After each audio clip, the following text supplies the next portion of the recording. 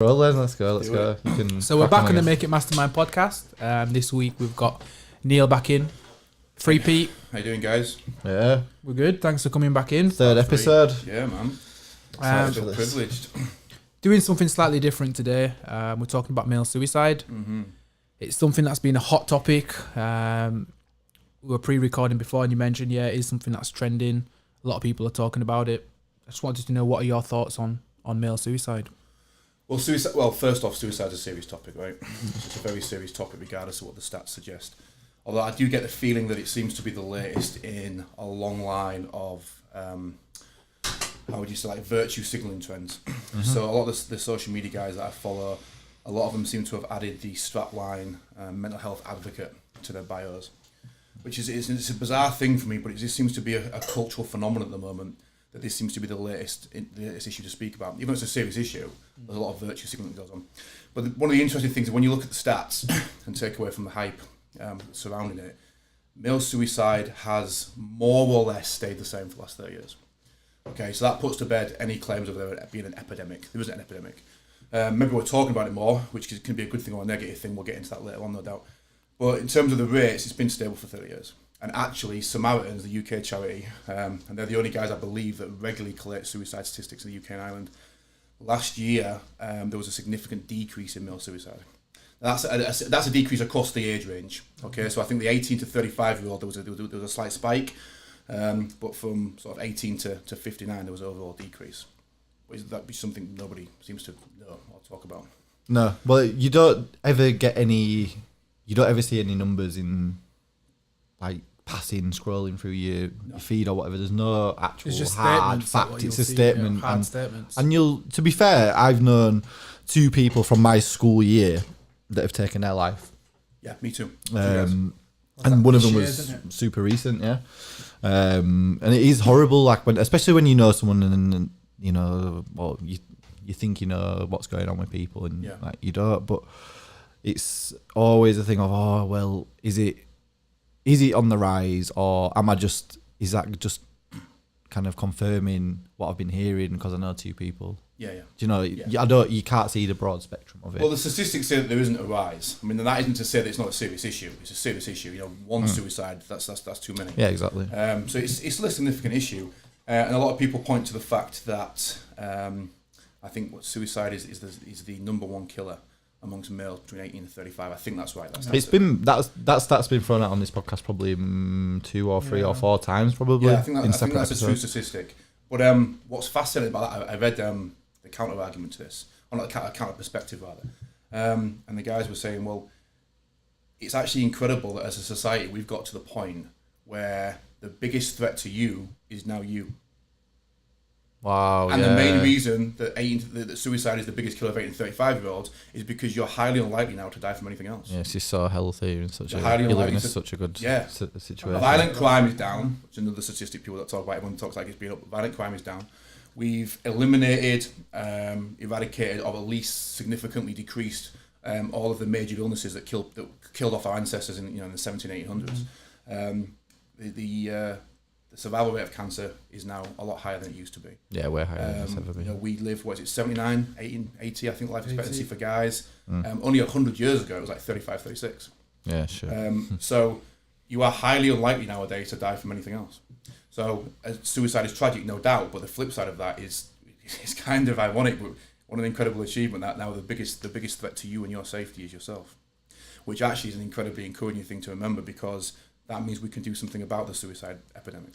Yeah, I was just about to say, it means you are in control of it. Yeah. Well, I mean, and then before we move on to that, because that's a good point, another interesting thing that no one speaks about is, so men are almost 4 to 1 times more likely to kill themselves than women. Oh, really? Yeah, but what's fascinating is that women attempt suicide at a rate of 2 to 1 more than men. It's just that men are more successful at it. So there's actually more women attempting suicide. Shit. But so really, you could fit it on his head and talk about an epidemic of female unhappiness, but no one talks about that side of the debate. So yeah, so women attempt suicide more than men, but men, as of our nature, we're more violent beings, we're more decisive, we're more impulse driven than we are emotion driven, So when we decide we're going to do something, generally speaking, we get it done. Yeah. Men are more successful at killing themselves than women. So it's not. So the unhappiness epidemic seems to be non-gender specific at all. It's just that men are achieving it more. Fucking hell. That's crazy. Yeah. So, and if anyone thinks what I'm saying is controversial, which I get, like, this is just a simple Google search and you can find this stuff out. Yeah, he's talking facts. Yeah, and this is one of the biggest dangers of getting your information, especially about topics as diverse as this, from Instagram. You know, if you're getting your mental health information from the same guy who's modelling your t-shirts on Instagram, you need to get a different place for a different source for your information. Yeah, that's it. That's so true. Yeah. Well, that's it, and you're right, because it's turned into a hype now. Mental health is just It's all hype. It's a hype thing, and it's good and it's bad, and there's pros and there's cons and there's positives and negatives to that, because obviously, people are talking about it. We've talked about it on this podcast more than, if you had to pick one topic, it's been mental health that comes up the most. But then at the same time, it's come up organically. It's not like we're sat here like, people are talking about mental health. We need to make sure we're talking about it as well. It's just we kind of had a genuine curiosity when it came up, because we didn't really understand it. Or you're gonna, like, I'll go and say something like, oh, I don't really feel like I have mental health problems, or that sort of stuff, because people will say that and whatever. But I think which is ironic, because one of the biggest things people say about mental health, at least from an advocacy point of view, is that no one's talking about mental health. Like, everyone I know is talking about mental health. Like, we need to break through the stigma. I don't think there is a stigma around mental health. I mean, that's maybe just my perception from the small world in which I live. But certainly from where I'm standing, there seems to be no stigma about it at all. It's one of the most talked about things that there is at the moment. Yeah. Which is a good thing. But I think that so for me, the narrative around it is wrong. Mental health is a byproduct of being human. That's it. It's a byproduct of being human. You don't suffer from mental health. These statistics that are thrown around really kind of annoy me as well. We said, 1 in 4 people will suffer from mental illness in their lifetime. It's like, no. 100% of people will suffer from some sort of mental illness. And even the word illness, I'm not fond of. Depression and anxiety, as far as I can tell, and I think this is true for everybody, is simply a byproduct of being human. You won't escape it.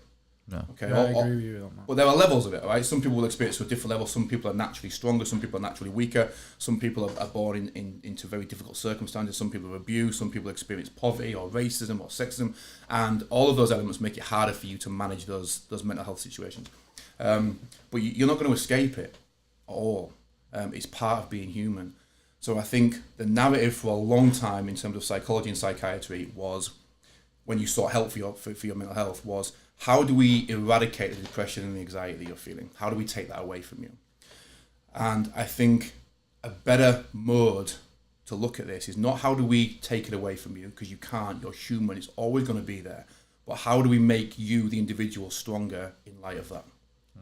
And I think now, especially with guys like Jordan Peterson, there's a real argument now, and it seems to be like a paradigm shift in mental health. They're saying, right, how do we make the individual stronger rather than take away the mental health itself, because you can't do that.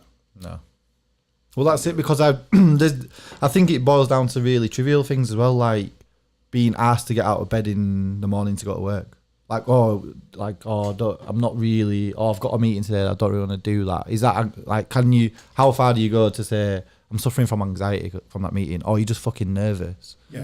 Like, there's certain times where you think, like, where's that line of... To know.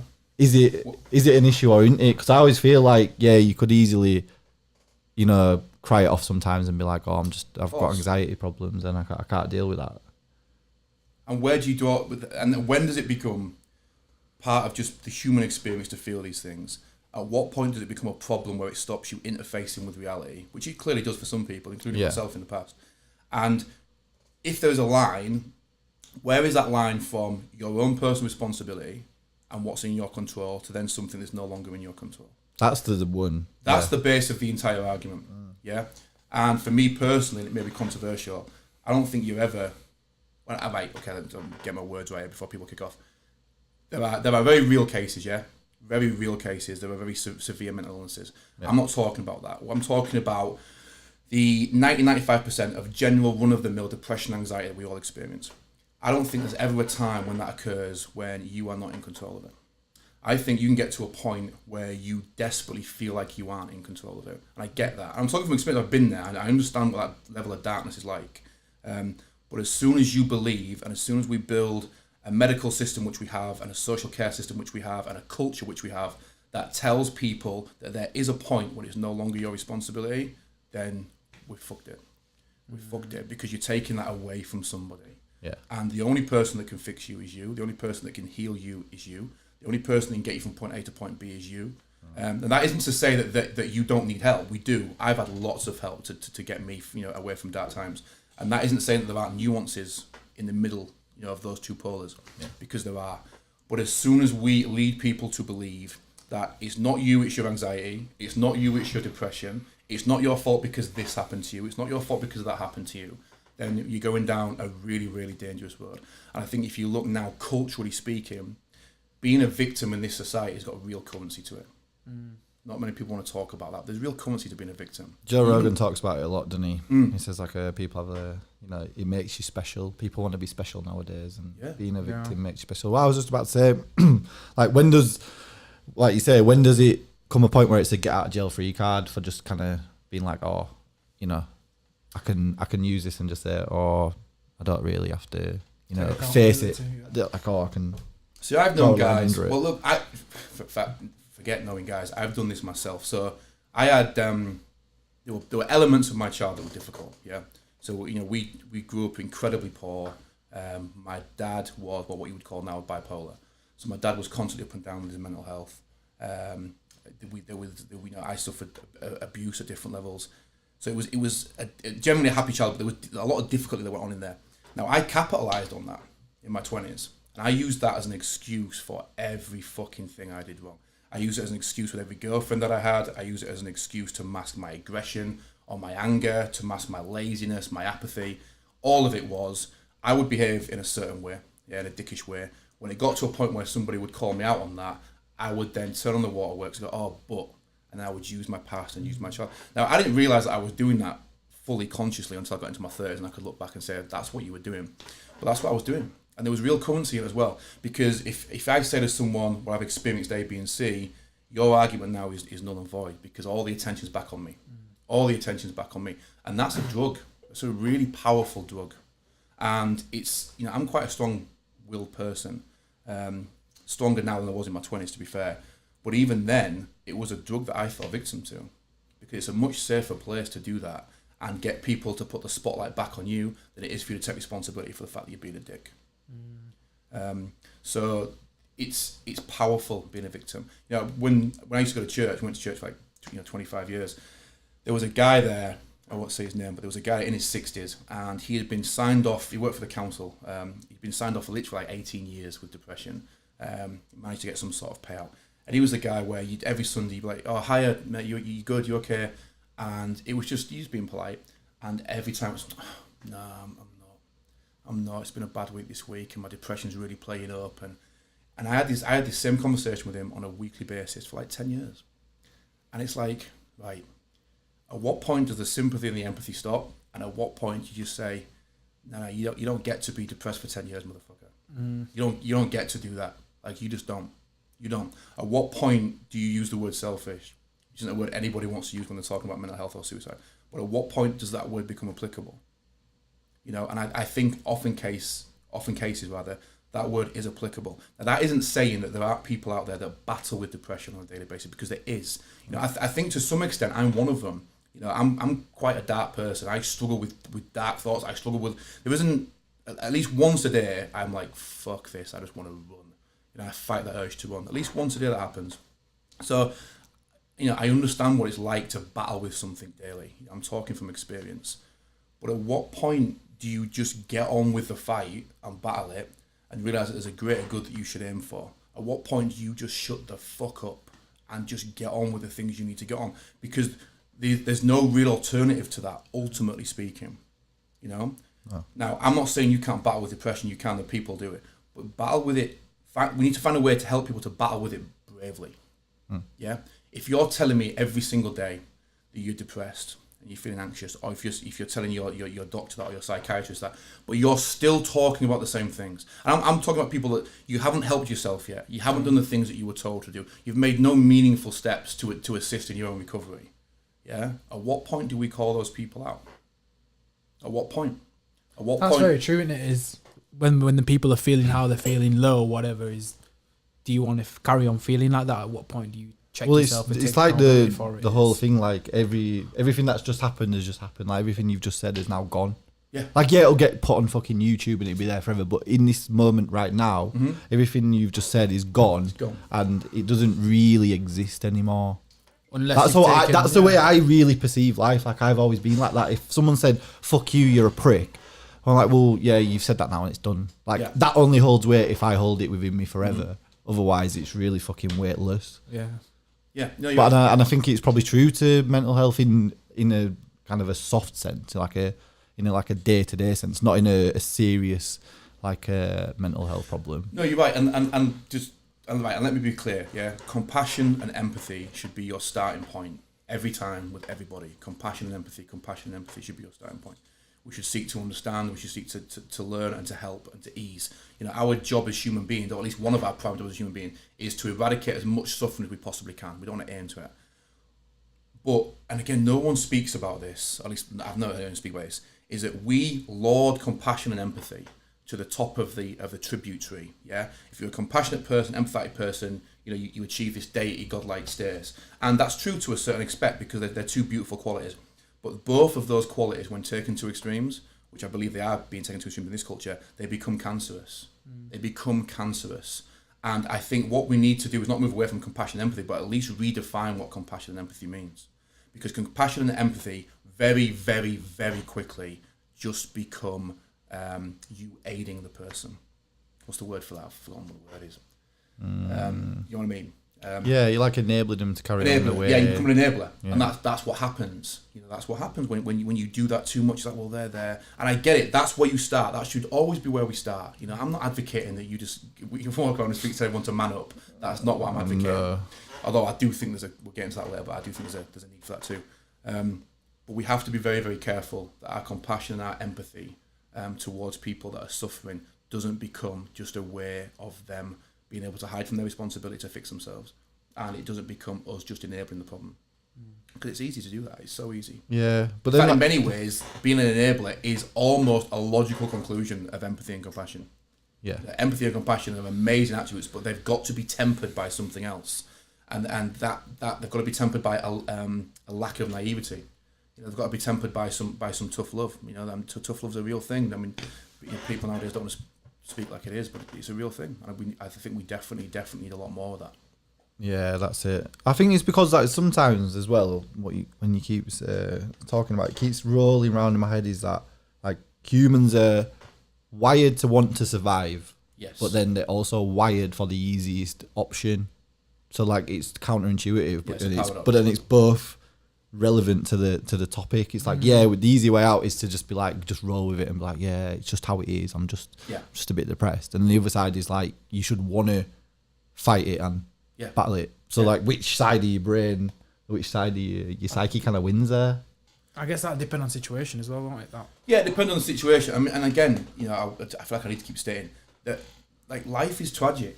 There's no getting away from that. You know, life is suffering by definition. That's indisputable. And I don't care whether you're black, white, gay, straight, whether you're rich or poor, whether you're born into a single parent family, you've got two loving parents. Life's going to take you out at some point. Something's going to come to your door that destroys you. It's going to come to your door that makes you question everything. You're going to face things that bring you to your knees. And if you want to reduce things right down to their most basic essence, when those things occur, you're left with two options. Yeah, you end it or you continue. If you choose to continue, then let's find a way of continuing that justifies the thing you've just experienced. Because otherwise you're going to continue with life, but you're going to suffer for the next 30 years. And that's no existence. And that too is a burden on the people that are around you. And I think we don't, there's not enough people saying this to people. It's almost like, and I think it's more true for the kind of the guys that are the generation beneath us. People are they're shocked when they have hardship. They're shocked when tragedy comes to them. It's like, oh gee, I didn't think it would be this hard. You know, and we need to be telling people, life's hard. You're going to lose. You're going to lose a lot. You're going to lose more than you win. You're going to go through loss. You're going to go through death. Everyone you know is going to die. You're going to die. Yeah. You're going to go through heartache. You know, there's malevolence in the world. There's evil in the world. Some of that malevolence will be delivered upon you at some point. And how do we deal with that when it happens? You know, this is for me. It all comes back to strengthening the individual. Yeah. Well, you talk about accountability. We always say, like, I think we say it to each other off the podcast more. It's how you react to things. that's the only definition of where your life goes after something happens. Absolutely. Because like you say, things will happen. Yeah. And it's just how do you act to them, yeah. how do you act and how do you respond? That's what makes kind of people stay in the same job their whole life or turn into fucking LeBron James. Like that little things, how you react. And obviously, different people need different help at different times. Okay, so we might be naturally a bit more stoic than somebody else, and they may need more input, which is absolutely fine. But ultimately, the choices that we're left with, they're all exactly the same. Which is why I believe, and again, this may be controversial, that suicide is the most selfish thing that anybody can do. It's the most selfish thing that anybody can do, and I have a real hard time when we what's the word? We romanticize suicide. I remember in the media when Robin Williams killed himself, which is tragic. There's no two ways about it. It's hideous. The man was a genius, and for anybody to be in that much pain and that much despair, that's a tragic thing. So I'm not talking about this lightly. But when he died, I can't remember the studio that he'd made his last film for. They put out a picture on Instagram of the genie, because obviously Robin Williams played the genie, and it just said, "Now you're free." I can't think of a stronger way of romanticising what I just. Well, now you're free. Go. And what kind of message are we sending there? That's if someone else in that place in their life. There's some sort of nobility to your suicide. Yeah. And there is no nobility to your suicide. It's not romantic. It's not noble. Well, no, it's horrible. It is horrible, and it's tragic that anyone feels that that's an option that they want to take. All right, so I'm not saying that, not at all. I'm not heartless to this. Yeah. And for complete, look, I've been suicidal. Yeah, I had a failed suicide attempt. I was sectioned 10 years ago, so I spent 2 weeks on a psych ward. So I know a lot about this. And when I look back now at my own failed suicide attempt, one, I have a hard time believing there's any such thing as a failed suicide attempt. What my suicide attempt was a massive cry for help. We all know how to kill ourselves. Yeah. I don't really want to say too much, but I kind of have that view of like, if you really want to do it, you'll figure out a fucking way to do it. Well, you find the highest building you can, and you jump, and there's no surviving that. No surviving that. And again, I just want to make it clear, I have lots of empathy for this. All right, I went through this situation, but I think the empathy that I feel needs to be offset against a measure of just truthfulness. And so I didn't want to kill myself. What I did want is I'd created a huge fucking mess for myself in my personal life, a huge mess that was combined with memories of my past, and it just created this perfect storm of fuck, I don't want to be here anymore. And that's not what I meant. What I meant was I don't want to be in this situation anymore. And could you see outside that situation at the time? Yeah, are you too encompassed in the moment? No, I could see it. Now that isn't to say that I didn't believe that my options were incredibly narrowed at that point, because I did. I didn't see things as clearly as I would see them now in hindsight. But I knew what I was doing, and what I really wanted, because I contributed significantly to the shitstorm that was my life at that time. And I didn't want to face up to the consequences of that. So what's the best way of doing it? Well, if I'm suicidal, I think I could go through with it, but then, if and I was thinking these things, maybe if it doesn't work, then at least I've gone through this thing, and that shows that I'm remorseful. And it was a form of manipulation of the situation. Now, none of this at the time I consciously knew. But when I look back, I have the balls to look at that situation and go, no, I wanted out. I wanted out of that situation is what I wanted. And I wanted to find a way to navigate myself around my responsibility for dealing with the shitstorm that I'd created in my own life. And that's what I did. And it's a terrible thing to admit, but I did it, and I learned so much from that situation. But my point is that let's say that I'd done that. Okay, let's say that I'd committed suicide and I'd gone through with it. So at that point, I was married, I had a wife, I had a mum, a dad, a brother, all loving people. I had friends, I had a business, I had employees, I had lots of people that loved me.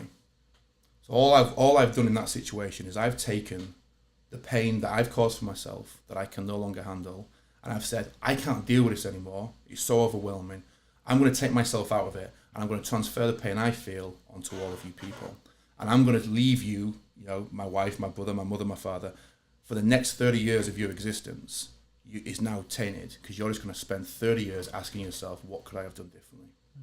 What could I have done differently? Maybe I should have noticed the signs. Maybe I should have talked to him a bit more. I don't know another word to describe that other than selfish. Yeah, when you lay it down like that. But because they're a victim too, and this is the thing. Look, life's complex, yeah, and life is a paradox, and we're all victims and we're all perpetrators just by virtue of being alive. And we find it very difficult to tell a victim that they're being selfish. And I get that. But the reality is that if there's a level of selfishness there, we could address that. Let's address it. You taking yourself out of the situation via suicide is not the answer. All it does is takes the pain you're feeling now and it puts it elsewhere. It puts it onto the people that you claim that you love. That's very true. It puts it onto those people. You know, and I look at the guy from Linkin Park, and it's tragic. You know, it's tragic. I'm not speaking ill of him personally. But this is a guy who had a wife and he had 3 or 4 young children. Now, I don't know what he was dealing with. Okay? I've got no idea what demons he was dealing with. But there's 3 children now, 4 children, whatever it is he has, that are now fatherless. There's a wife who I assume loved him, who now will never fully be able to move on and recover, because the questions are, what could I have done? You know, and you being in pain is not an excuse for you to sacrifice your responsibility. It's not. No. It's not, and I believe that with suicide. I believe it when you see these guys where their father dies or their mother dies or someone dies, and they use it as an excuse to go on a 6-month bender, you know, and they're doing cocaine and they're acting differently. And we can all understand that reaction, right? We can understand it, but it's the wrong reaction, and we justify those types of reactions. You being in pain, you suffering, does not give you an excuse to back out of your responsibilities. It doesn't. And quite frankly, it's selfish of you to assume that it does, because you have taken tragedy that you've experienced, and all you've done is added further tragedy to that tragedy. You know, and our job obviously should be to take the tragedy that's coming our way, which will come our way regardless, and try to perform some sort of alchemy on that tragedy and make some kind of gold out of it, or at least not make it worse. You know, take this tragedy, sit on it, and if we can't make it better, let's at least contain it as much as we possibly can. So on that, Neil, you've been a social worker for a large part of your life. The actual problems, then, how do you think it's solved then from a young age as kids? Is it telling the kids to take more accountability for themselves? Like, how is that inserted into people's life? Like, how does change? I think the answer to all of this, and obviously I'm talking about from a simple, you know, it's more nuanced than this, but ultimately the answer to all of this is personal responsibility and meaning. Now, I get that when you say those things, it seems trite in the face of what appears to be such an overwhelming, you know, social catastrophe as suicide and depression. But let's break down what depression is for most people. So, I've experienced depression. I've experienced incredibly severe depression. I'm that guy that couldn't get out of bed, who was overwhelmed with darkness, who didn't speak to people for weeks at a time. Now, when I look back in hindsight at those times, my life, generally speaking, was in chaos. I was without routine. I was not doing the things that I knew I should be doing in terms of my own personal integrity, my own personal character. I wasn't living right. I was without aim. I was without focus. I wasn't working towards the dreams that I'd had when I was younger. All I was doing was existing. Yeah, and we've all existed for certain parts of our time, and it's a terrible place to be, to just exist. Yeah, without any, we're not built for just existing. We're built for challenge. We're built for overcoming things. We're built for transcendence. So when you get to a place where you're not doing any of those things, you become depressed. Obviously, you become depressed. What's the answer to that? Do more. Do something. Yeah, and it seems trite, and I get that. I get it seems like trite, but it's not. If you look at your own life, there are things in your life, and you know it right now, that you could do that would make your life better, infinitely better. And this is the great thing about putting more effort into our own lives, is that the results we get aren't linear. Yeah, so you can increase your productivity or your integrity or your capacity for output. You can increase that by 10%, and you might increase the output of your life by 50%. Yeah, it's not linear. You can put in 5% and double the happiness in your life. But what we tend to have is we go through these dark periods and we are met with an overwhelming, tidal wave tsunami of empathy and compassion, and we understand, and those things are great. But what we're not doing is going, okay, you're feeling this? Yes. I feel sad, I can't get out of bed, it's tragic, I can't communicate with my wife anymore. Okay. what are you doing in your life that you shouldn't be doing that's causing this? Okay, let's go through this, go through the checklist. What could you do that may alleviate these feelings? Okay, let's go. Right. And instantly you'll be able to identify 4 or 5 things that are either being done that are negative that we can eradicate or aren't being done that could be positive that we can put in there. We need to teach people about personal responsibility, and we need to teach people to find meaning in your life, because it was Nietzsche that said, wasn't it, that he who has a why can tolerate anyhow. And that's it. I mean, that's what so the title on my face there is AIW, which means all is well. And that what you said earlier, I live by that. So what that means to me is, unless somebody in a white coat sits me down in a room and tells me that one of my children has a terminal illness, all is well. Everything is fine. I recognize my own insignificance. I recognize that whatever pain I'm going through, I'm capable of surmounting that, of overcoming it. Yeah. There is nothing in my life that is of such meaning that it will ever bring me to my knees if I lose it. Yeah? So, and I think we need to adopt that. We attach so much meaning to things that don't matter at all. And we don't attach meaning to the things that would really elevate us as people, as individuals. And the reality is, if you're going to build a society that's strong, people want to eradicate mental health problems, which is great. But if we want to do that, you don't do that as a community, because what is a community is made up of individuals.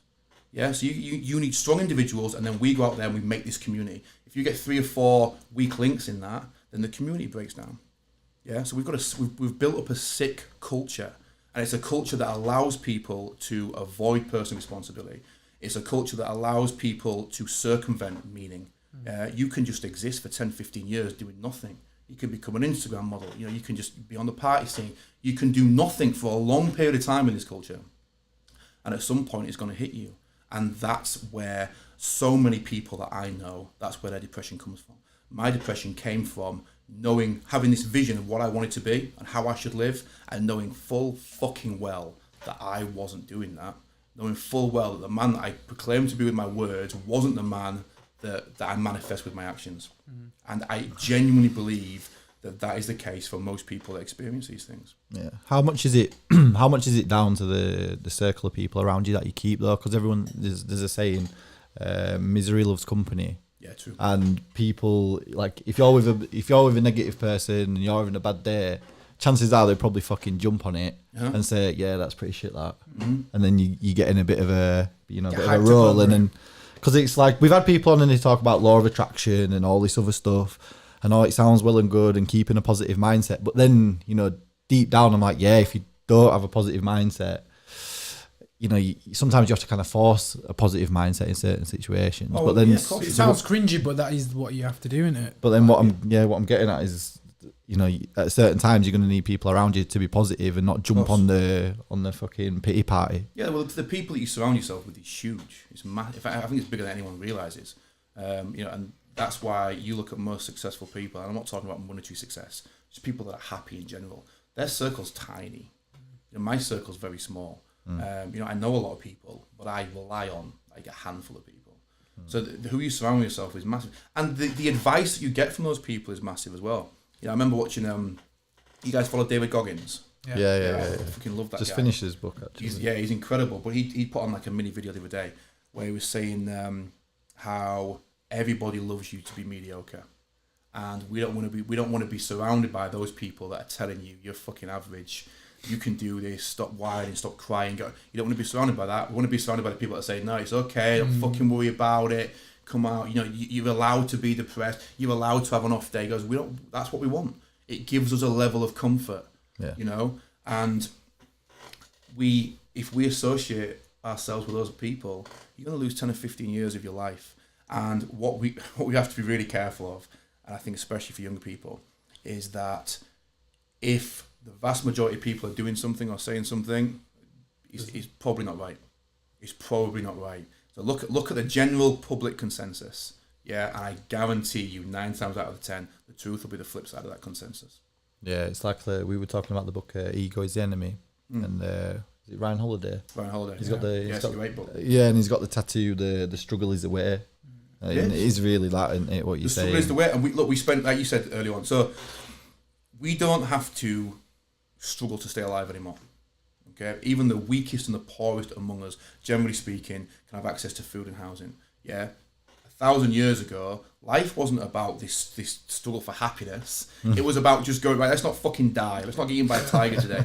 And that's what we're built for. And we now live in a society that is so safe, that is so comfortable, that is so convenient, that it's turned us into fat, ignorant, unintelligent, lazy people. And look, this isn't bile that I'm speaking. Look at the statistics. You know, obesity, for the first time ever last year, this is a staggering statistic. Obesity is now, according to the World Health Organization, a bigger problem than starvation. It's a bigger...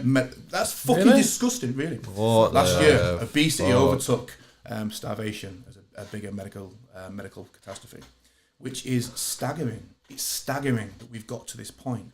And I see these guys that are doing their bit for mental health and they're organising these events. And don't get me wrong, it's great. Like, I support that. I really do. But I think their intentions are great as well. It's a good starting point. We all need somewhere to start. We can't just dive in the deep end every time. But it seems to me that these approaches are akin to sticking a plaster on a broken leg. The problem is much deeper than get up early and do some exercise and have a positive mindset and the law of attraction, which is bullshit, by the way. It's deeper than that. We need to be telling people we need to be helping people to find meaning in their life, because that is the only thing that's going to sustain you. It's the only thing that's going to stop you committing suicide. It's the only thing that's going to get you out of bed. It's the only thing that's going to make you try harder in the gym or to get that promotion. Or it's the only thing that's going to mean that you don't cheat on your wife for the 50th time. How much meaning is in your life? Because that's the only thing there is. Otherwise, everything is up for sale. Anytime trouble comes to your door, your morals, your standards, your reaction then becomes questionable. Yeah. And when that happens, you're not a real human being anymore. You're someone that is purely reactive. And if you're purely reactive, then who the fuck are you? Because you're nobody. You are literally dependent on whatever trouble comes to your door. And that's what happened. And I genuinely believe that is a root cause of a lot of people's depression. Yeah, you're at the mercy of the world, really, aren't you, if you're just reactive. And it's like, you don't get a free pass because your dad died or because you were sexually abused. All terrible things, don't get me wrong. You don't get a free pass because you've experienced tragedy. I tried to say this to my younger cousin. It's probably a bit awkward saying a podcast, but I don't know if my family listen to this. But basically, I was in the car with him once, and he was chatting to me, and basically his dad moved away. He's still in touch with him, but he's kind of semi-separated. And I grew up without a dad, and I said to him, "Look, I just want you to know that this is not a fucking excuse to go and do whatever the fuck you think you want to do or flake off. And then when you've bin everything off and you fuck your GCSEs, I'll be the only person in his family that says to you, it's your own fucking fault, mate." And that was it. Like, I just said, look, it is what it is. Like, I'm not going to sit here and say it and stroke your head and say, oh, it's fine. And he was kind of like, yeah, you know, I kind of get that. I was like, there's no way don't be that person that walks through life blaming something on someone else, because no one fucking believes you once you've left. If you sit in a conversation like, oh, this happened because of this, and they walk away, and no one respects you, and you turn into your friend and you're like, well, that's a load of shit. And then he says, this is what we have. We've built up, and Peterson coined this term, and I think it's a beautiful term, is that we've got a nostalgia for catastrophe, which I think is a really great phrase. And basically what he was saying was, he was quoting an Old Testament verse where Job in the Bible, I think he's fleeing Israel, and he commands Job and his wife to leave Israel and to not look back. And his wife does look back, and the city's being destroyed by the destroying angel. And as a punishment for that, God turns his wife into a pillar of salt.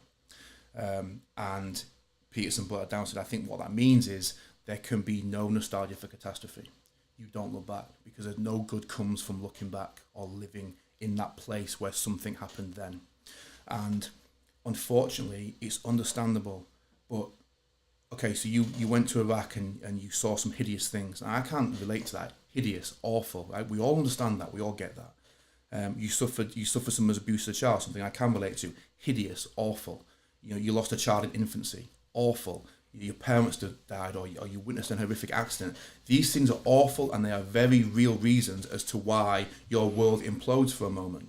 Okay, but there has to be a point. And look, I'm not a doctor. I'm not saying I know where this point is, but there has to be a point when you say, okay, so what? Now what? What's next? What do you do next? You were abused. That's awful. But now what do we do with that? Yeah, and that's ultimately what a good. I mean, I was in psychotherapy for 2 years, so I know the process works, and that's essentially what a good psychotherapist does. That's essentially their job. I mean, it might take a year, it might take 2 years for them to do it, but they're essentially getting you to confront the things that have happened to you and say, okay, now what? Now what do we do with this? Because there are a lot of people walking around that have already made a decision to commit suicide. The only difference is they've decided to do it in a way that's going to take 30 years to reach them and they'll die by natural causes. But they've stopped living. They're not living. They've just committed a slow version of suicide. So, and I had to do this myself, like I said, for my entire 20s, I used my past as an excuse for all of my wrongs, all of my ills, all of the malice that was in me. I use it as an excuse, and it was fucking cowardly, and it was disgusting, and it's something that makes me deeply ashamed. But I understand why people do it. I get why people do it. It's a safe place to be. It makes complete sense, but nothing good comes from that. The only way that you're going to be able to get where you want to be from a mental health perspective is to stand there, literally and figuratively, and say, okay, let's do it. Let's deal with this head on. Now, that isn't to say that these small coping mechanisms aren't needed. They are, because maybe part of your recovery is, right, let's start waking up at 5 a.m. Let's put some responsibility into life. Going to the gym is a great thing to do. Yeah, doing the charity work's a great thing to do. Connecting with long lost relatives is a great thing to do. All of these things are great things to do. But that's got to be tempered off by looking for some overarching meaning that's going to sustain you again. Because let's not forget that tragedy doesn't just come to your door once. You're going to be bombarded by it throughout your life. I've experienced that. When we grow up, we experienced abuse, we experienced poverty, we experienced violence, we experienced death, we experienced divorce, all of these awful things. And it's like, Jesus Christ, sometimes you just don't get a break. And it's like, when that happens, who are you? Who are you and who do you want to be? And there's nothing wrong with those things taking you out of the game for a while. Yeah? Because equally, if you can just take all those things and keep going, then that's scary. You're probably too. a psychopath. You're probably not for anything. So it's perfectly acceptable for these things to take you out of the game. Okay, I'm not unfeeling. Trust me, I have so much compassion for guys that suffer like this. So much compassion. I've been there, and if anyone is struggling, call me, come and sit down with me. But I'm going to temper off these well-meaning tidbits of advice with some real truth, and that real truth is you can overcome this, no question, no doubt. If you leave this earth, the world is definitely a lesser place for that. And that if you decide to stay in this place too long, because I believe it's a decision, then that is a selfish decision on your part, because the world needs you, your family needs you. But come together and find a way of doing this. But that's my belief. It's a choice. And as soon as you tell people, and this is for me the biggest issue with Big Pharma. So when I was sectioned, I absolutely refused to go on the antidepressant meds. Now, antidepressants work. They do work. I mean, there's no question about that. But they're definitely not a long-term solution. Not a long-term solution at all. And again, what they do is, and what generally the medical model does, is it rids you of responsibility. I mean, I know so many people now in my own life that are like, oh, I need to get my pills. It's like, I get it, but it should just be a short-term crutch. If you're taking antidepressants for 2 or 3 years, 4 years, and I'm not here to cast judgment, but if you're doing that, then your happiness, and bear in mind that we make a lot of our decisions based on our current frame of mind, yeah? So your happiness and decisions that you're making are literally based on this chemical you're putting into your body. So again, you ask the question, who are you actually? What's going to happen when tragedy strikes again and you don't have this in your body? Which is why it's so important for me that we teach people to adopt as much responsibility and as much meaning as possible. I honestly believe that those two things, they're not a way out of depression and they're not a way out of anxiety. Those things will come regardless, but they are your best bet for coping with them and for making something successful out of it. Yeah. I mean, you hit the nail on the head, really. It's like, you guys are boxing fans, right? Yeah. So that's what the tattoo on the side of my face there says, "Come on, let's fight," which isn't as dramatic as it sounds. Did you ever watch the Mickey Ward-Gatti fight? No. It's a legendary fight, though. Legendary. Okay, they fought 3 times. The first fight was widely regarded as one of the best fights of the century. Round 9 in that fight, round of the century. But I watch it. Go and watch it on YouTube. I watch it now, and it has me in tears, man. It's just a breathtaking display of humanity and what human beings are capable of. But Gatti's in the corner and he's getting absolutely battered by Ward. I mean, just battered. Yeah, he's being beaten to a pulp. Sometimes it's uncomfortable to watch, and he's still there and he's still covering up. And he gets a little bit of a reprieve, and he stands there and he beats his chest. Yeah, and he says, come, and then the commentator says, Gatti's just taken as big a beating as it's possible for one man to take, and still he stands there centering, pounds his chest and screams, come on, let's fight. And I feel myself welling up when I talk about it. I love this shit. But what a better metaphor for life, of whatever you're going through. Saying, yeah, you've just beaten the shit out of me. Yeah, life beats the shit out of all of us. Come on, let's fight. Come on, let's keep going, because I'm not done yet. Yeah. And Gatti went on to lose that fight, but people remember Gatti's performance more than remember Ward's performance. And that's that attitude that all too often these days is dismissed as toxic masculinity and man-up culture, and it's outdated. It's not outdated. That's the one thing that we've lost, is we've lost our ability to say, come on, let's fight. Let's see what you've got to life. Let's do this. I'm going to overcome this. Let's do it. You know, cut me, make me bleed. I want to see what I'm made of. Give me a mountain to climb. Yeah, give me something to overcome. Yeah, come on, do it. Take people from me. Bring people to me. Give me challenges. Give me problems to solve. Let me see who I am. Let me see what I'm made of. And we've built a culture that literally rewards people for avoiding all of that. And then we wonder why there's a depression epidemic. Because we're not built for that. We're built for struggle. We're built for trying. You know, you talk about the meaning of life, which everyone goes, well, it depends who you speak to. It fucking doesn't. The meaning of life, at least for me, at least in one realm, let's say, is so obvious. And the meaning of life, in its most basic essence, is transcendence. Right? We are trying to transcend constantly. Okay, you guys do this podcast. What do you hope happens? The next episode transcends the last episode, and you get more listeners. Yeah. Why do you go to the gym? Why do I go to the gym? Because we're trying to transcend the shitty, fleshy carcass we were born with and make it into something more aesthetically pleasing. Right? You know, why do you work hard at work? Because you want to transcend the current salary that you've got. Yeah. Why do you take your wife or your girlfriend out or put more effort into that relationship? Because you want to transcend the love you currently feel and make it something even greater or something more. Yeah. We are constantly trying to transcend our current conditions. Well, look at the whole race, like the whole human race. Like, we weren't happy to fly to a country. We want to fly to the fucking moon. Now we've done that. You want to fly? Like, there's no actual limit. We want to cure every disease, right? Well, mental health is now, and let's do that. So it's. Well, you automatically, everyone's wired that way. Some, you know what? Some way, shape, or form. With everyone that's been coming on the podcast, like those guests that we've had on, everyone's been doing something. Like you say, being pushed out of their comfort zone, being challenged, and they seem to be happy people. Yeah, they have ups and downs, but overall, they seem to be happier people. Yeah, and like you said, seeing people the that have average challenges. people needs to start challenging themselves, like in all type of ways. That's why we never challenge themselves, not against other people, but against themselves. Absolutely, exactly, yeah. And I think as well, yeah, you're absolutely right. And I think as well, we need to change the terminology that we use. Happiness is a ridiculously naive thing to aim for. And yet we have it bred into us. I just want to be happy. No one knows what the fuck that means. Well, it's just happiness is just an emotion. I always say that to people. It's just a fucking mood, like anything else. It will come and go. Yeah. Like, and let's be honest. When people say I just want to be happy, I hate it. I hate it. One, because it means nothing, right? And we all know that unless you specifically define the parameters for your existence, nothing will happen. Nothing will fucking happen. So when you say you want to be happy, but you can't categorize that, then move on. You need to think deeper and then come back and have a conversation. Yeah. But happiness is so fleeting, and we know that. There's poems about happiness being fleeting. Why are we aiming for a constant state of this emotion that we know is fleeting? Sometimes you're going to be happy. The vast majority of the time, you're either going to be just neutral or you're going to be sad. So if you aim for happiness, your life is never going to be what you want it to be. Mm-hmm. What you need to aim for, in my opinion, is a place where you are constantly attempting to overcome and get the challenge. That's what makes me happy. That's what makes me depressed when I'm not engaging in those things. Yeah, I want to engage in a challenge. I want to test myself. I want to see what I'm capable of. I want to overcome as much as I can do.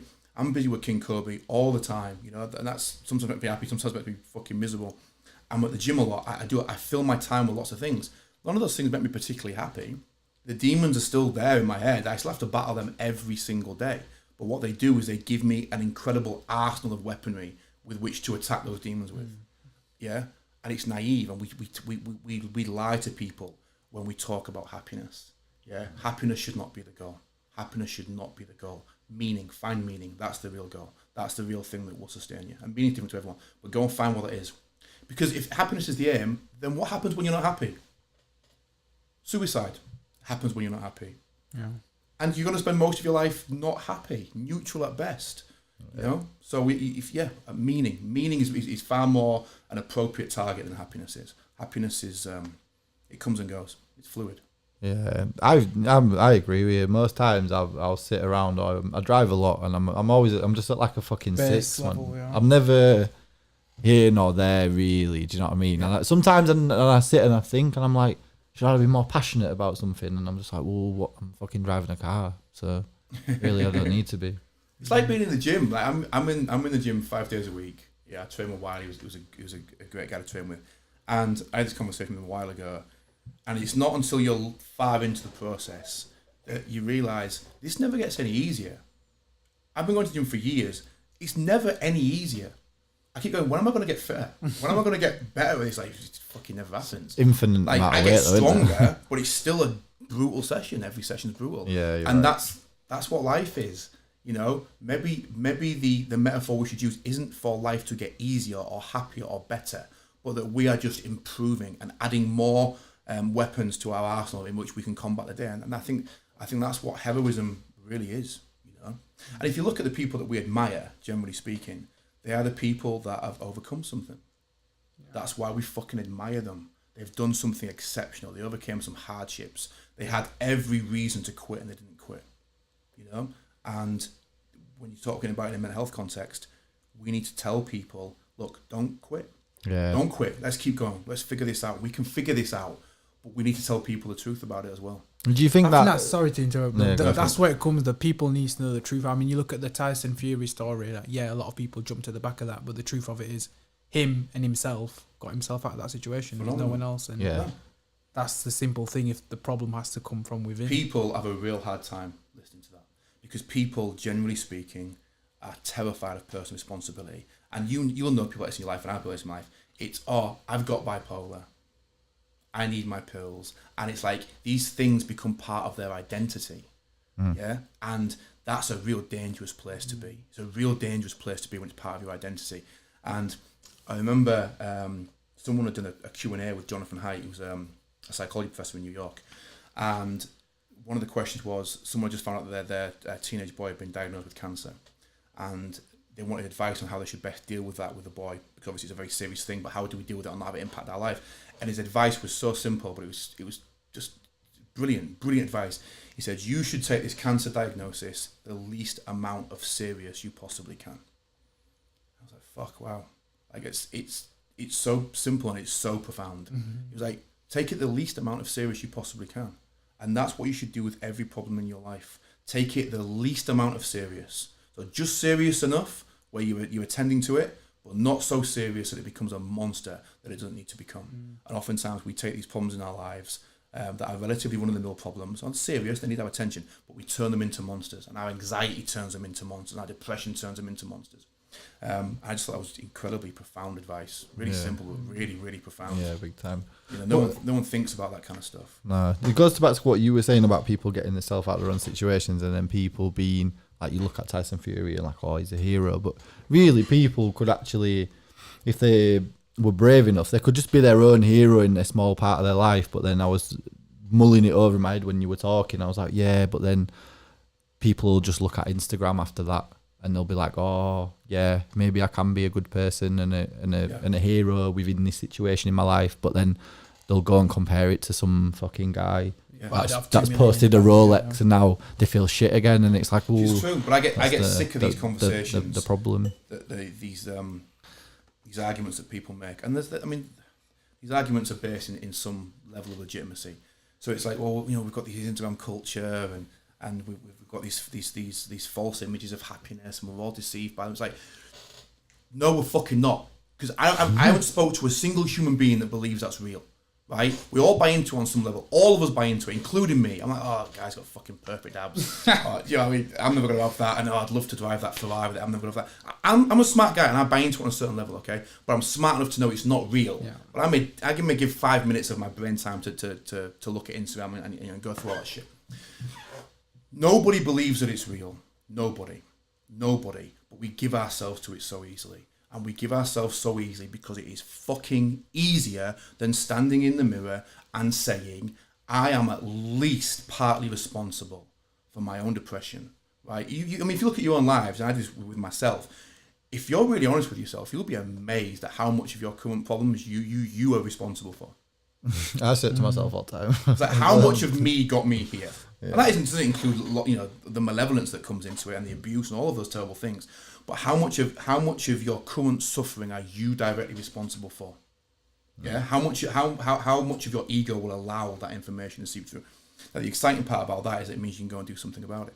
But the reason that we give ourselves to, I have this condition and that condition and this is hard and you don't understand my life, is because that is fucking easier than saying, yes, the game is rigged. Okay? Yes, these guys have it easier than me. Yes, I've experienced trauma and malevolence in my life that I didn't deserve. All of these things are true, but I'm still here, I'm still alive, I'm still breathing, and I still have the capacity to make tomorrow better than today. And once you stop believing that, you're fucked. It's game over. You're fucked. That has to be the basic belief. Now, I'm not naive, all right? It doesn't work quite as simply as that. Sometimes to enact in lasting change or real, genuine change in a person, it might take your lifetime to do that. What else are you going to do? What else are you going to do? You're going to be here. Unless you're going to take your own life, you're going to be here maybe till you're 80, okay? What else have you got to do other than trying to make your life better? Or are you going to sit there and be draining everybody for the next 40 years, complain about how your life isn't what it should be? Or are you going to take some positive steps to be fucking useful, to make something of yourself and to be a positive influence on your society and your culture and your community, on whatever family you may have? Yeah. And it's frustrating to me because the world is replete with examples of men and women that have done just this. Ordinary men and women, exceptionally ordinary men and women, And one of the most sobering things, I think, is that, I remember Gary Vee said it, or one of those guys, is that there are people out there that have taken the same position that you're in and turned it into a winning situation. And it's like, well, yeah, and if they can do it, then you can do it. No. And again, I'm not naive. Life is brutally, brutally hard.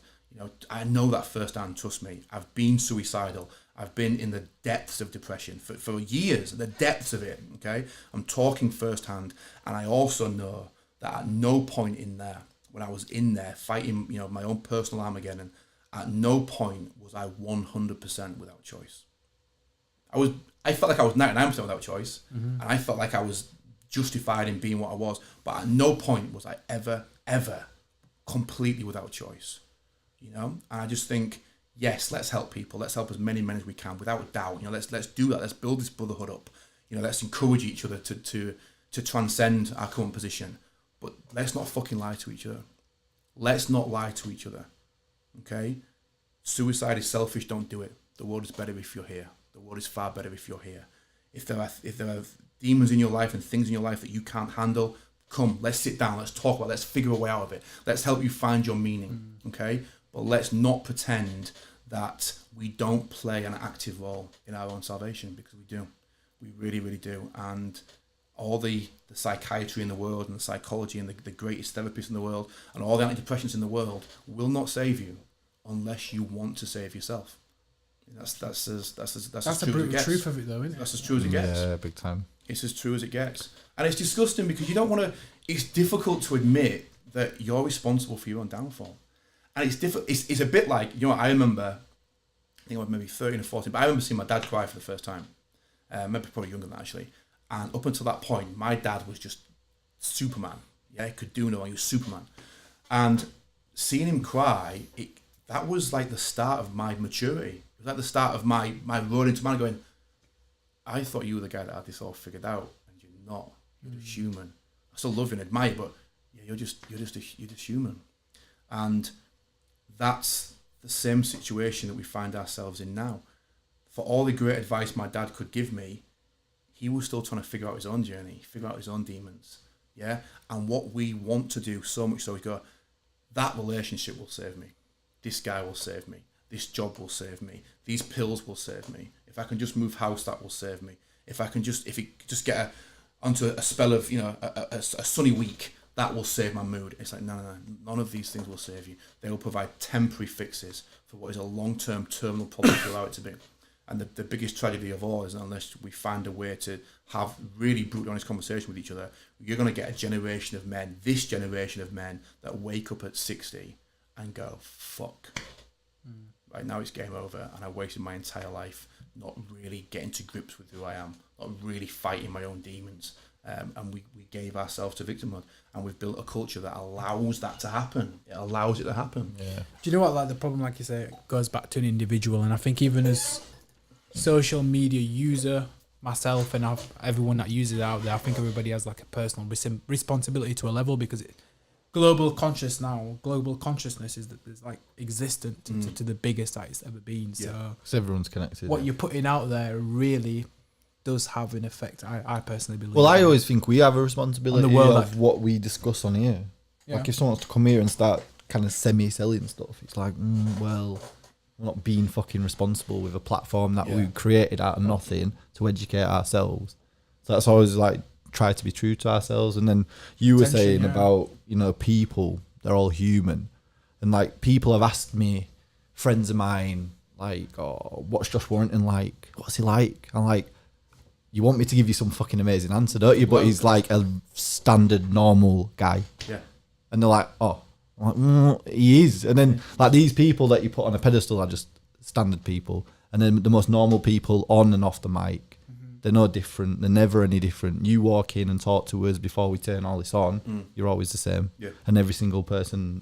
But I guess what is different is what they put in their life in terms of what they set themselves out to achieve, and not even about the achievement. It's about they're working towards their something. routine of their life. Yeah, and they're working towards something. I think it's working towards something, and on top of that, it's having that voluntary acceptance that life is suffering, that life is going to be hard, that nothing, absolutely nothing, is owed to you. That there's going to be days when you don't want to go to work, when you don't want to be nice, when the demons are on your back, and when you prepare yourself for that, when those dark days come, you're ready for it and you keep going. But we've insulated, or rather Instagram, Facebook, this kind of bullshit culture has insulated a full generation of men into almost fooling them that life isn't quite as hard as it is. And when the real tragedy comes to your door, you know, at 3 o'clock in the morning, they have no fucking clue how to handle it. They have no idea how to handle it, you know. And what we need to do is make the individual stronger. When you say keep going, what does it kind of? What do you mean? Like, do you mean keep going with like a certain mindset, like a strong mindset, or like a positive mindset, or like what do you mean by? For people that are listening, it might be like, oh, just keep going. Like, oh, but what, we've like head down, gun for it, no plan, or like what's the? So for me, what it means kind of break it down. The positive mindset thing as well. I hear a lot of guys talk about that, and it's too simple for me. It's too simple for me, the positive mindset. And obviously, having a positive mindset is great when you're in a positive mood. What happens when you're not in a positive mood? Well, you just fuck it off, don't you? But that's what I mean. So then the saviour of the positive mindset becomes null and void. The second you have a bad day, it's over.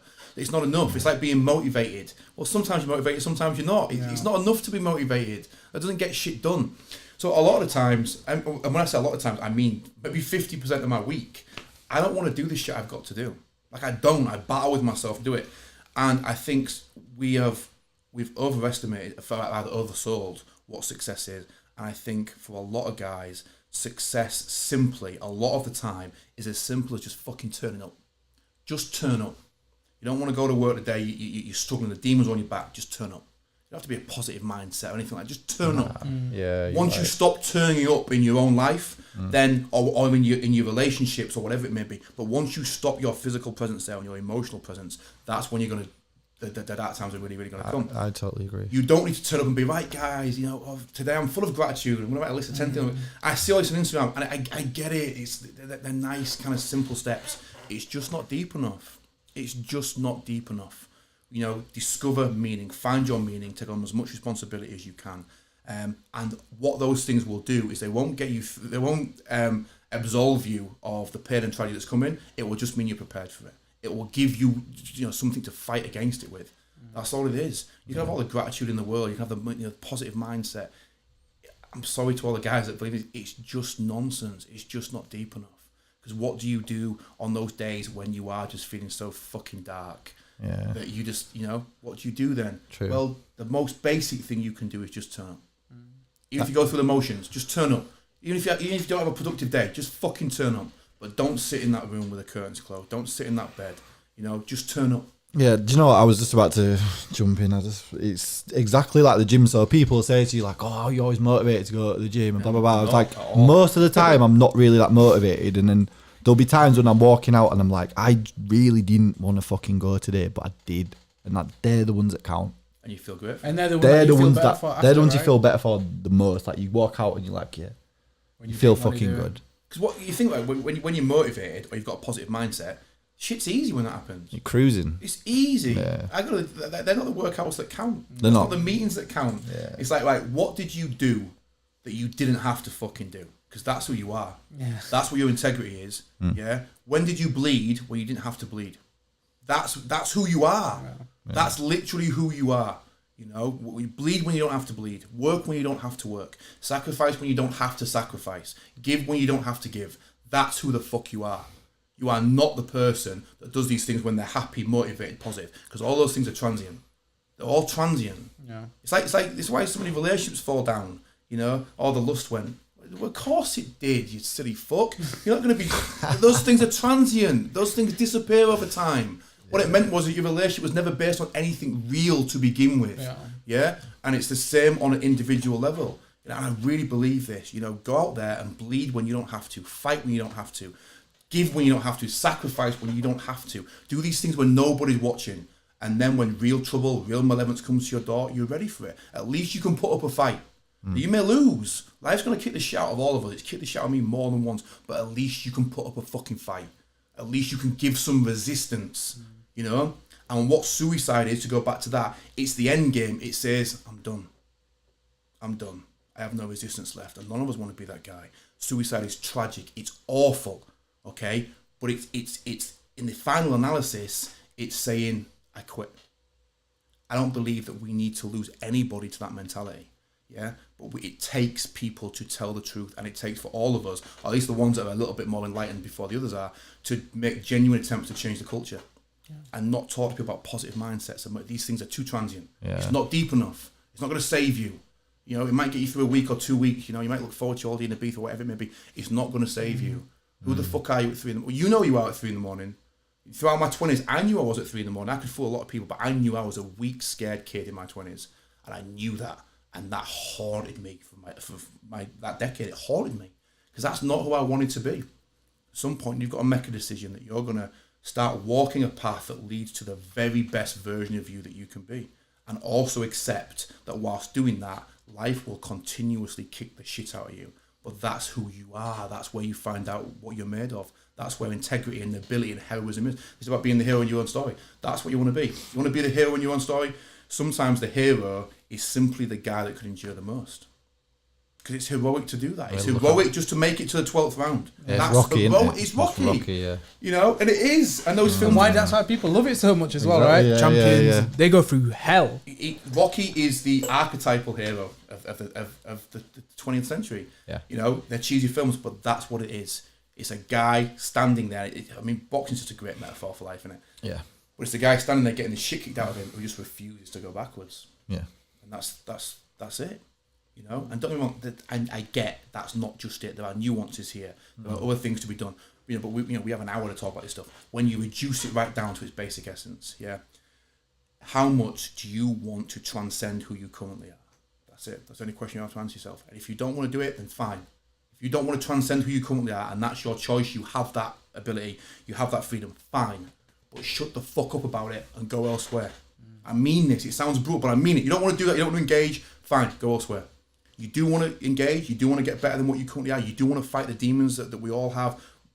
Boom, come, my door's open. Come and sit down. Let's do it. Let's figure it out. Yeah. Well, let's have some honest conversations about it. Yeah, you're right. Do you know what as well? I think whoever listens to this should probably kind of take a bit of a note, because I've never spoken about a topic like this for such length. But I think you need to. I don't think you can't just cover it in 5 minutes. No, you can't, and it's important. This is part of the reason I believe criticises man up culture. I see this meme all the time. You know, if someone's struggling with depression, don't ever tell them to man up. And I hate that stuff. I hate it. You know, like it's we're all men, right? So you could be a fireman, a solicitor, a doctor, a father, a husband, salesman, as you guys are, a business owner. All fine. What is our primary role before any of that? Is to be a man, because that's what we are. So. Your boss could sit you down as a salesman and tell you that you're not being a great salesman and give you a way to fix it. Okay? You wouldn't take offence at that, would you? If you have a teacher that's failing, the headmaster would take you to one side and they'd give you a progress review of how you can up your game, and they wouldn't take offence at that. But if I tell you you're not being man enough, that's offensive for some reason. Is it because of the percentage of how much it actually is to you as a person? Because you are 100% a man, I'm not 100% a salesperson. No, true, but that's a good point. But I think that your responsibility as a man doesn't change from my responsibility as a man. Now, there are deviations in this, but your responsibility to be the best you can be, to tell the truth, to take responsibility, to become competent at the things you do. Those things are universal. They're universal to us. Got you. Yeah. So you can dive off in different directions, but those things are universal. So I think sometimes, and don't get me wrong, I would never say to a guy that's desperately struggling with depression, just man up, bro. That would never ever leave my mouth. But I do think there comes a time when you look at someone and you just go, dude, get your shit together. Context, Come on, man up. timing and situation and that sort of It's time stuff. situation. I mean, someone gave me shit a week ago because I told my son to man up at football. Because he was crying for something ridiculous, like his t-shirt was wet or something. And then they had to go at me. That'll be you. Yeah, but it was like, it wasn't about saying to him, look, man up, be a man. It wasn't any of this alpha male nonsense we've all bought into. You know, my son cries. Obviously, he's 7, all right? I won't allow him to cry for something that is ridiculous. I'll put an end to it. So if he cries because I've asked him to go to bed, or he cries because he can't have the chocolate bar that he wants, or because Tottenham lost, which he cries every time Tottenham loses. He supports Tottenham. Yeah. Fucking poor kid, man. He should cry. So if he's crying for those reasons, it's like, no, I get on my knees, I get to his side and say, no, we don't cry about these things. These things are not significant. They don't matter. We don't give him our tears. It's not what we do. There are very real things to cry about. He's crying because he's hurt himself, or he's genuinely sad or upset, or something's occurred. I get down on my knees and I sit down and listen to him. And we hug it out when I talk to him about it. But if I allow him or give him this safe space to express his emotions on a whim, I'm not preparing that kid for the real world. I'm not preparing him for anything. It's like, no, there are things that we can cry about. There are things that matter, yeah, and there are things that don't matter. You meet a grown man who cries because his football team lost. You don't got much respect for that man. I'm raising a little man. That's what I'm doing. I'm raising a little man. And my job is to prepare him as best I can to be the most functional and productive and caring and compassionate man that he can be.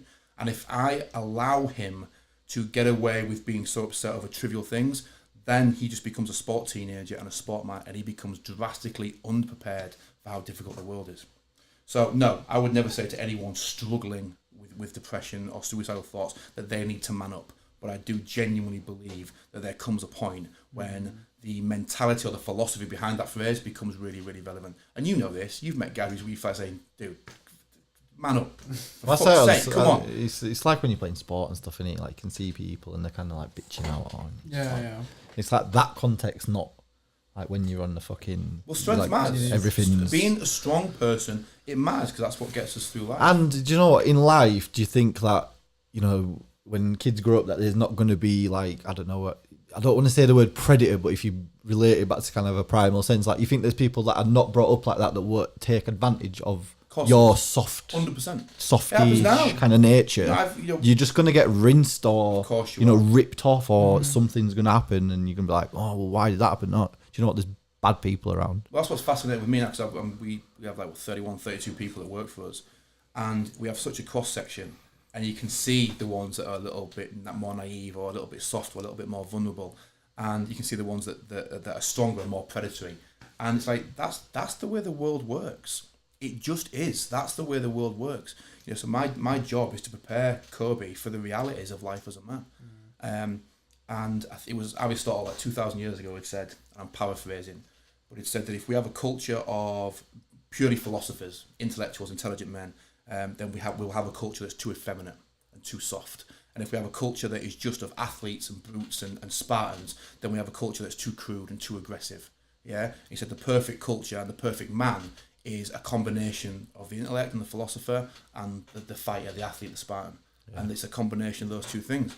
And it's like, 2,000 years ago he said that. Yeah. Now you say those things nowadays, like it's toxic masculinity. It's like, no, give me a break, man. I want my son to be able to protect himself. I want my son to be able to fight, just because he may have to one day. He may have to do that. I also want him to show compassion. I also want him to show empathy. I also want him to be able to relate to his audience. I also want him to go out there and do good in the world. Yeah. You know, my job is to teach him how to do these things effectively. And part of that lesson is telling him, you got to get tough, kid. You got to get tough. You've really got to get tough, because the world ain't a nice place, and the people out there will take advantage of you. And you know, if that makes me a toxic male, then so be it. I'll take the title. I agree. I think those things, like as a kid, definitely needs to be taught, because kids copy whatever the product and environment, aren't they? Absolutely. So they're going to become what you are. And Absolutely. I see, even when, I mean, Kobe's 7, he plays football, when there's like 12 kids on his team. And you can see there's some kids there that are just naturally tougher, and there's some kids there that are just soft and like going, I'm fearful for that kid when he gets to secondary school. And it's because we're just not preparing them for the realities of the real world. And it's difficult as a parent, because what you're trying to do is, I'm trying to keep Kobe as innocent for as long as possible. My job is to protect his innocence. But I've got to temper that against also preparing him for the realities of the real world. You know, it's a real dangerous path to walk. So as a parent, you know, it's a difficult thing to do, especially as a man. It's a real difficult thing to do. Yeah, I'd fucking struggle, I reckon. yeah, It'd be a fucking tough one. You can't do right for doing wrong, can you? You got to trust in yourself, I guess. Yeah, you got to trust. Yeah, you got to trust what you're doing, and you know, I do. And luckily, Jodie, their mum, she agrees with the way in which we do things. But it's my job is to raise a man, a productive man who can go out there and do good things in the world. But it's also to raise someone who's not naive. Yeah. I don't want him to be naive. I want him to realise that life is tough, that life will take you out if you allow it, and that if you're naive and if you're weak, then the world will eat you up. Yeah, you're right. Do you know what? I agree with you. We're coming close to the end of the podcast, and one of the things that we saw with you, in fact, last time we met you, it was at the Cornex. Yeah. You mentioned it on the review show, didn't you? I mentioned it, yeah. So your son was obviously playing with some Halloween things around the Halloween time, and one of the guys were like, "Oh, yeah, I remember. You need to put those away." And the way you went and spoke to your child, as opposed to just shouting at him or telling him to stop doing what he's doing without explaining why.